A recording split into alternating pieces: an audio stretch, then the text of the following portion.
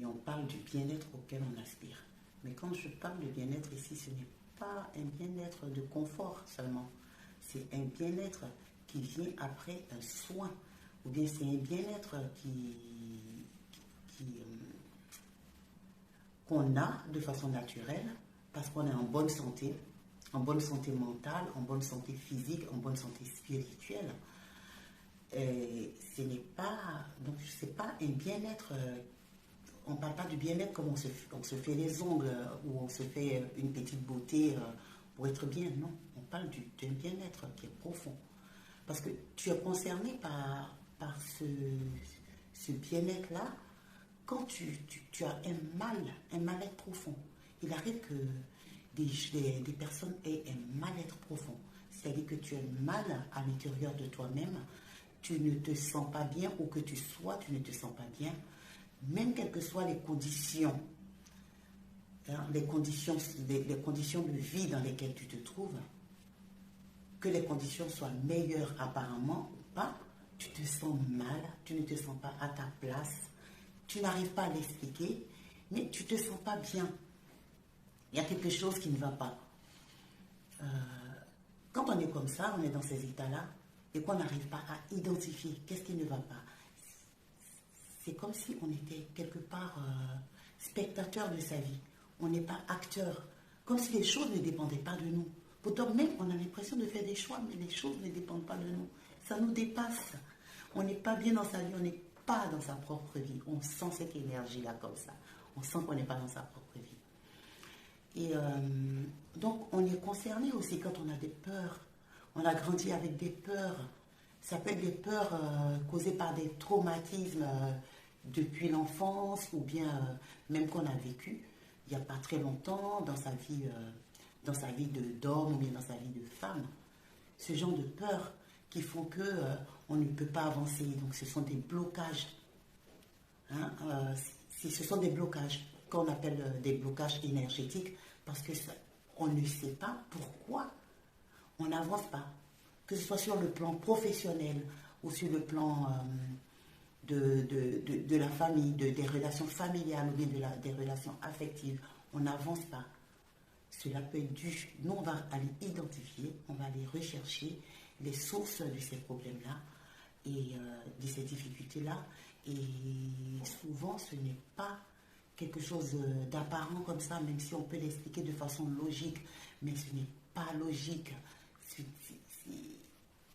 Quand je dis que c'est spirituel, ça peut être dû à l'envoûtement, à l'auto-envoûtement, ou l'envoûtement par un tiers, ou par des comportements ou des habitudes qui ont été créées dans la famille, qui ont été perpétrées dans les familles, dans les lignées familiales depuis un passé lointain ou un passé proche.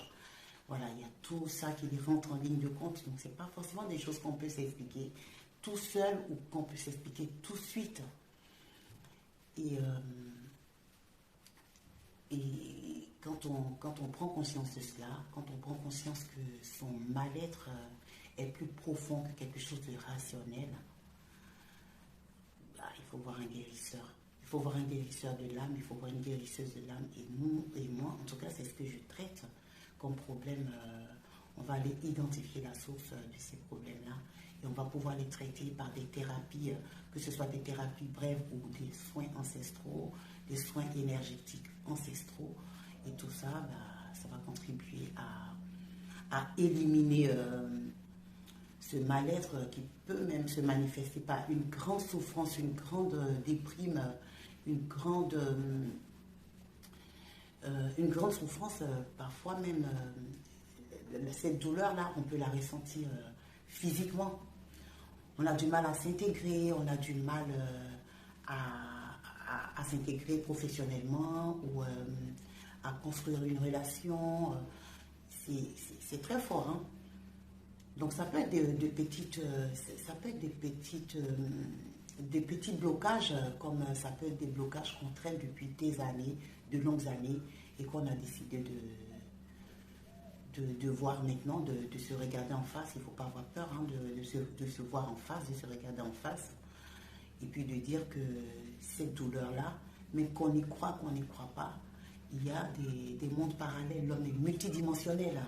L'homme est multidimensionnel. Quand on commence à s'intéresser à la spiritualité, on s'en rend compte. Et parfois, le mal-être qu'on a, même si on se l'explique dans notre vie sociale immédiate, dans notre réalité immédiate, la source peut venir de très loin, enfin de très loin, d'un monde parallèle. C'est ce qu'il faut comprendre aussi. Donc tout n'est pas aussi simple qu'on veut se l'expliquer, tout n'est pas aussi visible comme on veut se l'expliquer. C'est pour cela que parfois il faut une thérapie plus profonde et moins ordinaire. Voilà ce que